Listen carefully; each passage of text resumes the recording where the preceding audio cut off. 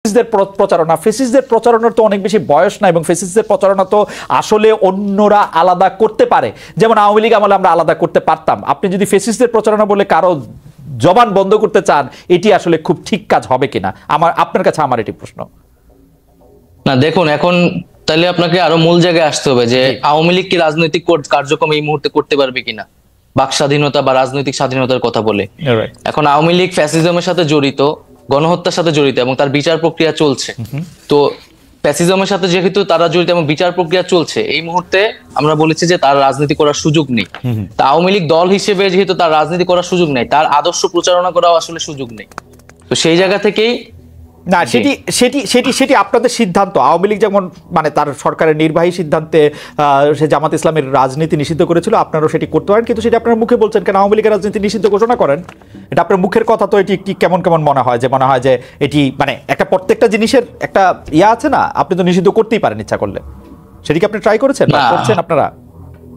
যে আপনি বলছেন যে আওয়ামী লীগ রাজনীতি করতে পারবে না, কিন্তু সেটি আপনারা রাষ্ট্রীয়ভাবে সিদ্ধান্ত নেন, সরকারিভাবে সিদ্ধান্ত নেন যে আওয়ামী লীগ রাজনীতি করতে পারবে না। Wasn't it better? মানে না, আমরা তো সেটি সরকারের জায়গা থেকে এককভাবে সিদ্ধান্ত নিতে চাই না। আমরা কথাটি বলছি, আমরা এখন যে কোনো সিদ্ধান্ত বা এই ধরনের জাতীয় সিদ্ধান্তের ক্ষেত্রে রাজনৈতিক ঐক্যমতকে সবচেয়ে গুরুত্ব দিচ্ছি। ফলে রাজনৈতিক অন্যান্য দলগুলোরও এই বিষয়ে মতামতের প্রয়োজন আছে। তো সার্বিকভাবে আমরা রাজনৈতিক ঐক্যমত হলে এই বিষয়ে সিদ্ধান্ত নিতে পারি, কিন্তু একটা বিচার প্রক্রিয়া অবশ্যই চলছে, এবং এই বিচার প্রক্রিয়ার মধ্যেই আসলে এই বিষয়ে একটা সিদ্ধান্ত হবে, এবং আমরা রাজনৈতিকভাবে একটা ঐক্যমতে পৌঁছাতে পারবো আশা করি। কিন্তু আপনারা সরকারিভাবে কোনো সিদ্ধান্ত নিতে বা রাষ্ট্রীয় মানে আপনারা যারা উপদেষ্টা পরিষদ আছেন তারা সিদ্ধান্ত নিতে চান না, আপনারা একটা ঐক্যমতের ওয়েট করছেন, ব্যাপারটা কি এরকম? জি অবশ্যই। আমরা ঐক্যমত হয়েছে, এটা আপনারা কি করে বুঝবেন? মানে এনি ভাই যদি বলে আওয়ামী লীগ নিষিদ্ধ করে, তৈরি করে দিবেন? না, আমরা যদি সেই রাজনৈতিক ঐক্যমতে পৌঁছাতে পারি, এখানে বিএনপি রয়েছে, জামাত রয়েছে, নাগরিক সমাজ রয়েছে, মানে আওয়ামী লীগ ছাড়া বাকি সবাই যারা রয়েছে, আওয়ামী লীগ ছাড়া বাকি যারা। জি অবশ্যই। আচ্ছা, ঠিক। এটা শুধু আমরা বিএনপির নেতাকর্মী সেটা বললে খুবই ভুল হবে।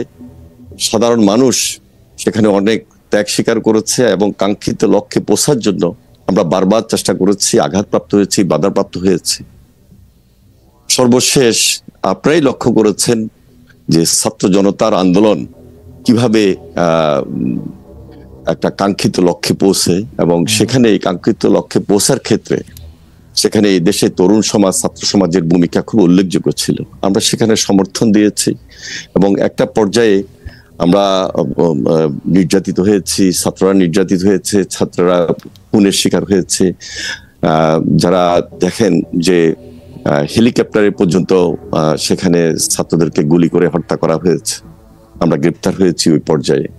এবং গ্রেপ্তারের পরে এটা 1 আগস্ট বলতে পারেন বা 2 আগস্ট শহীদ মিনার থেকে যখন আমাদের এই ছাত্ররা তাদের কোটা বিরোধী আন্দোলনটাকে আরো গতিতে নিয়ে যায়, এটা সাধারণ ছাত্রদের আন্দোলন ছিল, মেধাবী ছাত্রদের কোটা সংস্কারের আন্দোলন ছিল, বৈষম্য বিরোধী ছাত্র আন্দোলন নামে যে প্ল্যাটফর্ম, সেখান থেকে যখন আহ্বান করা হলো শহীদ মিনারে, সকল রাজনৈতিক দলকে তারা যখন আহ্বান করেছে, সকল রাজনৈতিক দল সেখানে সারা দেশে একত্রিত হয়ে এই ফ্যাসিবাদের বিরুদ্ধে লড়াই করেছে, সংগ্রাম করেছে। মোটামুটি আমরা যেটি জানতে চাইছিলাম যে অবশ্যই যেটি আসলে উপদেষ্টা ইসলাম যে কথাটি তুললেন, আমরা এই কথার সাথে আসলে সম্পূর্ণভাবে একমত, যেটি আসলে 36 দিনের আন্দোলন না, তার আগেও তারা অনেক কিছু হয়েছে। কিন্তু আপনারা কি মনে করেন না যে আন্দোলনটির আসলে নেতৃত্ব দেওয়া উচিত ছিল প্রধান বিরোধী দল হিসেবে বিএনপির, মানে যদি আমি এটা সরকারপত্র আন্দোলন বলি, সেই আন্দোলনটি আসলে বিএনপি দিতে পারে নাই? এর কিছু এখানে আসলে আমি পক্ষপাতী না। জি জি, আমি কেন পার্ট করব? এখানে ছাত্ররা বলতে আমরা তো একসঙ্গে মিলেই এই ফ্যাসিবাদের বিরুদ্ধে পুরা দেশবাসী একত্রিত হয়েছি। সুতরাং এখানে ছাত্র যে জনতার যে আন্দোলন, সেখানে আমার ভাইয়েরা নেতৃত্ব দিবে, এটাই স্বাভাবিক। যুবকরা, ছাত্ররা নেতৃত্ব দিবে, এটাই তো স্বাভাবিক। আমরা সবসময় দেখেছি যে সেই 90-তে বলেন, তার আগে বলেন, সেই স্বাধীনতার সময় ছাত্ররাই তো অগ্রণী ভূমিকা পালন করেছে। কাঙ্ক্ষিত লক্ষ্যে পৌঁছতে হলে আমাদের টার্গেটটা কি ছিল? দেশকে রক্ষা করা, দেশের জন্য আন্দোলন করা, দেশের জন্য সংগ্রাম করা, ফ্যাসিবাদের বিরুদ্ধে লড়াই করা। এখানে আমি যে খুব ক্রেডিট নিতে হবে, সেই ক্রেডিটের জন্য কিন্তু আমরা আন্দোলন করি নাই। আমাদের নেত্রী বেগম খালেদা জিয়া তিনি সবসময় বলেছেন দেশ বাঁচাও, মানুষ বাঁচাও। আমাদের তারেক রহমান সাহেব আমাদের সকলকে একত্রিত করার চেষ্টা করেছেন, সকল রাজনৈতিক দল একটা প্ল্যাটফর্মে এসেছে। এরপরে যখন কোটা বিরোধী এই ছাত্র আন্দোলনের নেতৃত্বে যারা এসেছেন, তখনও তাদের সঙ্গে আমাদের সার্বক্ষণিক যোগাযোগ ছিল এবং আমরা তাদের এই আন্দোলনকে এগিয়ে নিয়ে গিয়ে একটা কাঙ্ক্ষিত লক্ষ্যে পৌঁছার জন্য আমরা চেষ্টা করেছি। ইনশাল্লাহ আমরা কামিয়াব হয়েছি। এখন আপনার কাছে কি মনে হয় যে দৃঢ়তা ছাত্র জনতার নেতৃত্বে, মানে এই যেটাকে একটি লিডারলেস মুভমেন্ট নাহিদ ইসলাম বলছেন, সেই লিডারলেস মুভমেন্টে যে দৃঢ়তা তারা দেখিয়েছেন, আপনার কাছে মনে হয় না বারবার সেই রকম একটি বিএনপি ব্যর্থ হয়েছে? বিএনপি ব্যর্থ হয়েছে, সেই দৃঢ়তা বিএনপি দেখাতে পারে নাই। That's why we have to suffer for 15 years. না, আমরা দেখুন, এরশাদের বিরুদ্ধে আমরা আন্দোলন করেছি 9 বছরে। জি, তখন তো আমরা বলি নাই যে আমরা সকল রাজনৈতিক দল ব্যর্থ হয়েছি। এখানে শুধু বিএনপির আন্দোলন ছিল না, দেশবাসীর আন্দোলন ছিল। সে আন্দোলনে ব্যর্থ হওয়ার কোনো সুযোগ ছিল না। আন্দোলনে একটা ভাইব্রেশন ছিল এবং এটা একটা স্তর ছিল। এই ভাইব্রেশনে একটা কাঙ্ক্ষিত লক্ষ্যে পৌঁছার জন্য আমরা ছাত্র জনতা যখন ঐক্যবদ্ধ হয়েছি এবং আমরা এই আন্দোলনে যখন ত্যাগ স্বীকার করতে করতে একটা পর্যায়ে এসেছি, ছাত্ররা আমাদের আন্দোলনের গতি বৃদ্ধি করেছে। সুতরাং এখানে পার্ট করার কোনো প্রয়োজন নাই, তাদের সঙ্গে আমাদের কোনো কম্পিটিশন নাই। আমরা কিভাবে দেশটাকে গড়বো সেটাই হলো এখন আসল। আমার মনে হয় যে এটা আপনি একদম খুব চমৎকার ভাবে বলেছেন। জনাব নাহিদ ইসলাম, আপনার কি এই বিষয়ে কোনো কিছু বলার আছে? আপনি যে ছোট করে বলেন, নাহলে আমরা পরের প্রশ্নে যেতাম। না, আমি একটা বিষয় বলবো যে আমাদের বাংলাদেশের ইতিহাসে যে অভ্যুত্থানগুলো আমরা দেখি, সেটি কিন্তু ছাত্ররাই মোটামুটি নেতৃত্ব দিয়েছে বা সফল করতে ভূমিকা রেখেছে। সেটা 69 বলেন 90 বলেন, কিন্তু এবারে আন্দোলনে গুণগত পরিবর্তনটা হচ্ছে 69 বলেন 90 বলেন, সেই সময়ের অভ্যুত্থান ছাত্ররা নেতৃত্ব দিলেও সামনে কিন্তু একটা রাজনৈতিক শক্তি ছিল, রাজনৈতিক দলগুলোর একটা প্ল্যাটফর্ম ছিল, যারা পরবর্তীতে ক্ষমতাটা নিয়েছে। সেটা 69-এ আওয়ামী লীগের নেতৃত্বে ছিল, 90-এ বিএনপি আওয়ামী লীগ সহ নেতৃত্বে ছিল। কিন্তু এই আন্দোলনে কিন্তু আসলে এরকম কোন রাজনৈতিক প্ল্যাটফর্ম বা দল কিন্তু সামনে ছিল না। ফলে 5ই আগস্টের পরে আসলে শেখ হাসিনার পতনের পরে কিন্তু এই দায়িত্বটা আসলে আমাদের উপর এসে পড়েছে, যদি আমরা এটার জন্য আসলে প্রস্তুত ছিলাম না। জনাব ইসলাম, আপনাকে কি একটা কথা বলতে পারি যে একথা ঠিক, আপনার আন্দোলনের শেষ পর্যায়ে বা আন্দোলনের যেখানে নেতৃত্বের মাধ্যমে বা শেষ পর্যায়ে যেখান থেকে আসলে শেখ হাসিনাকে চলে যেতে হয়েছে, পালাতে হয়েছে বা এই সরকারকে ক্ষমতা ত্যাগ করতে হয়েছে, সেখানে আপনাদের ত্যাগটাই সবচেয়ে বড় ছিল, যেটিকে আসলে খুব ভালোভাবে এক বাক্যে বলা যায় যে একটাকে মারি একটাই মরে, আর কেউ নড়ে না সেখান থেকে। সেই জায়গায় আপনারা চলে গিয়েছিলেন। কিন্তু আপনারা কি মনে করেন না যে এই আন্দোলনটা আসলে জুলাই থেকে, জুন থেকে, কোটা থেকে আসলে শুরু হয় নাই? বিএনপির নেতাকর্মীরা বা জামায়াতের নেতাকর্মী বা বিরোধী দলের নেতাকর্মীরা, এমনকি বাম দলের নেতাকর্মীরা এই 15 বছর ধরে লাগাতার সংগ্রামের মধ্যে, আমি জানি না এনিবার বিরুদ্ধে কয়টি মামলা আছে, আমার কাছে মনে হয় সম্মিলিত মামলা, অবশ্যই সেই ত্যাগটার কথা কি আপনারা আসলে স্বীকার করছেন? এখন তো মনে হচ্ছে যে মানে ব্যাপারটা হলো যে আমাদের এই পুরো আন্দোলন সংগ্রাম শুধু জুলাই মাস থেকেই শুরু হয়েছে, এরকম মনে হচ্ছে। ডক্টর ইউনূস বলছেন ছাত্ররা আমাকে ক্ষমতায় বসিয়েছেন, ওরা যা এটা বলবে সেটাই বলবে হবে। এটা কি আপনারা আসলে ব্যাপারটা কিভাবে দেখেন নাহিদ? না, অবশ্যই এটা তো বিগত 16 বছর, আমরা আরো বলি 111 থেকে যেই আমাদের বিরাজনীতিকরণ শুরু হয়েছে, সেই সময় থেকে কিন্তু আমাদের এই রাজনৈতিক সংগ্রামটা এবং আমাদের বিরোধী দলীয় নেতাকর্মীরা যেই আত্মত্যাগ করেছে, নির্যাতিত হয়েছে এবং নির্যাতিত হওয়ার পরে তারা বারবার মাঠে নেমেছে।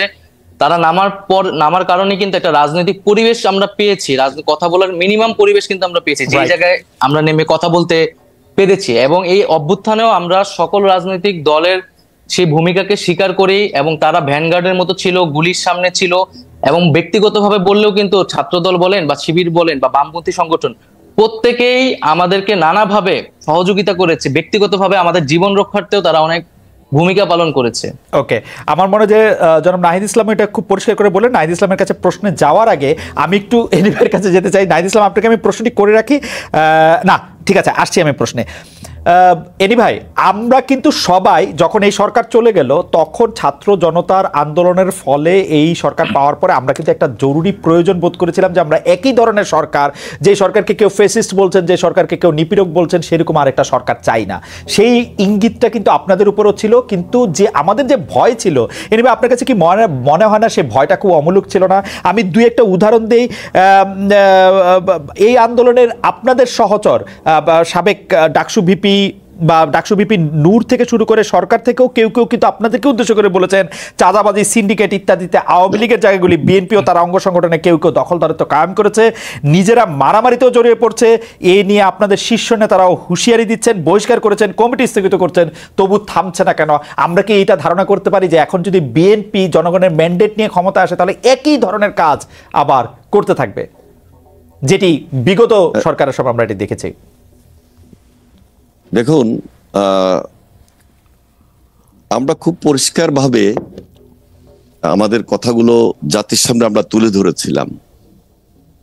আমরা 7 তারিখে আমরা একটা সভা করেছি, সমাবেশ করেছি। সেই সমাবেশে আমাদের ভারপ্রাপ্ত চেয়ারম্যান খুব স্পষ্ট ভাবে কিছু বক্তব্য তুলে ধরেছেন জাতির সামনে।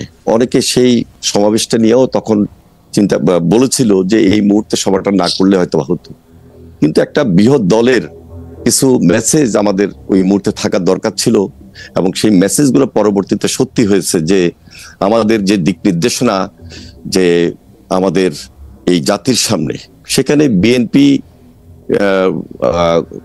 কিছু মেসেজ সরাসরি থ্রো করেছে এবং আমাদের চেয়ারপারসন দেশনেত্রী বেগম খালেদা জিয়া তিনিও পরামর্শ দিয়েছেন। দেখুন, 15 বছর প্লাস পরবর্তীতে এই যে ছাত্র জনতার আন্দোলনে যে ফ্যাসিবাদ পালিয়ে গেল এবং দেশে একটা স্বাভাবিক রাজনীতি আসার মতো সুযোগ তৈরি হলো, যদি 5 তারিখ 6 তারিখ এই দেশে বা 7 তারিখ এই দেশে যদি আরো বেশি হয়তোবা মারা যেত তাহলে অবিশ্বাস্য কিছু ছিল না, কিন্তু তা হয় নাই। শক্ত হাতে আমরা সেটা মূল্যায়ন করেছি, শক্ত হাতে আমরা সেটা ফেস করেছি। এবং 7 তারিখে আমাদের ভারপ্রাপ্ত চেয়ারম্যানের মেসেজটা এমনই ছিল যে কোনোভাবে যে আমাদের কোনো দলীয় নেতাকর্মী অথবা বিএনপির নামে যদি কেউ কোনো চাঁদাবাজিতে যায় বা কোনো ধরনের প্রতিশোধ স্পৃহা নিয়ে সেখানে আঘাত করতে যায়, তাহলে কিন্তু আমরা সরাসরি পার্টির তার বিরুদ্ধে ব্যবস্থা গ্রহণ করব, এবং সেই ব্যবস্থা আমরা নিয়েছি। এমনও আপনারা অনেকখানি লক্ষ্য করেছেন যে আমাদের দলের নামে কেউ যদি কোনো ধরনের উচ্ছৃঙ্খল বা বিশৃঙ্খল আচরণে জড়িত হয় তার বিরুদ্ধে আমরা মামলাও করেছি, গ্রেপ্তারও করেছি। এখন সেই পর্যায়টি হয়তোবা অনেক কমে গেছে এবং নাই।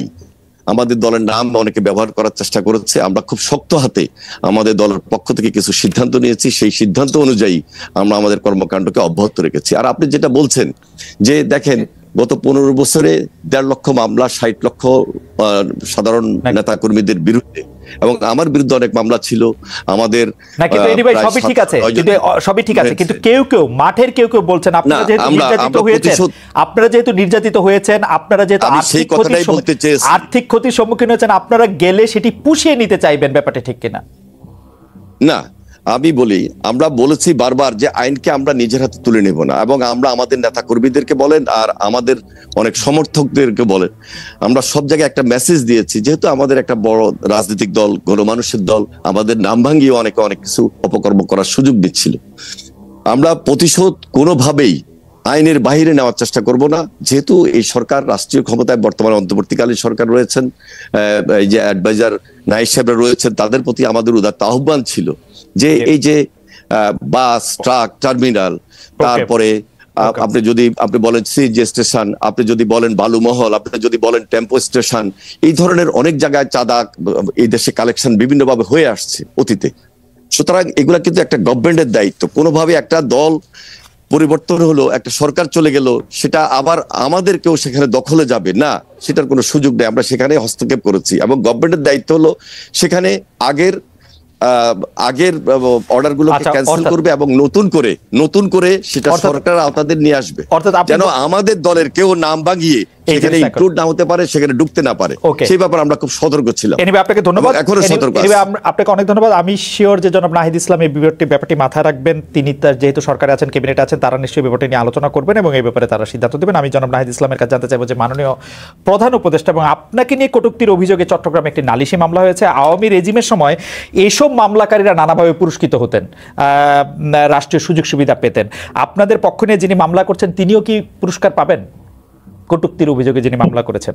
না, কখনোই না। আর এখানে একটা যেটা হয়েছে যে ধর্মীয় অবমাননার বিষয়টি এটার সাথে যুক্ত ছিল, এবং সাথে প্রধান উপদেষ্টা আমার নামেও যুক্ত করা হয়েছে, এবং যিনি করেছেন মামলা তাকে তো আমি চিনিও না, এবং আমি আইন উপদেষ্টা যিনি তার সাথে যোগাযোগ করেছি যাতে এই মামলাটি বিষয়ে ব্যবস্থা নেওয়া হয়, এবং এই মামলায় যাতে গ্রেফতার না করা হয়, একটা এই মামলাটি এবং সাইবার সিকিউরিটি অ্যাক্ট নিয়ে আমরা নিজেরাই এর বিরুদ্ধে বলছি যে আমরা এই আইনটি সংশোধন করব। তো সেক্ষেত্রে পুরস্কৃত করা তো দূরের কথা, আমরা এই ধরনের মামলাকে তো আসলে বিরোধিতা করি। যারা এটি তুলনা করছে তারা হয়তো আমি জানি না কি জন্য তুলনা করছে। জি, এখানে আমি একটা প্রশ্ন রেখেছি এবং আমি এখনো এই প্রশ্নটা রাখছি যে গণমাধ্যমের স্বাধীনতায় আমরা বিশ্বাস করি, কিন্তু গণমাধ্যমকে ব্যবহার করে যদি ফ্যাসিজমের পক্ষে কথা বলা হয়, গণহত্যার পক্ষে বৈধতা দেওয়া হয়, তাহলে সেটি কি গণমাধ্যমের স্বাধীনতা হিসেবে বিবেচিত হবে কিনা?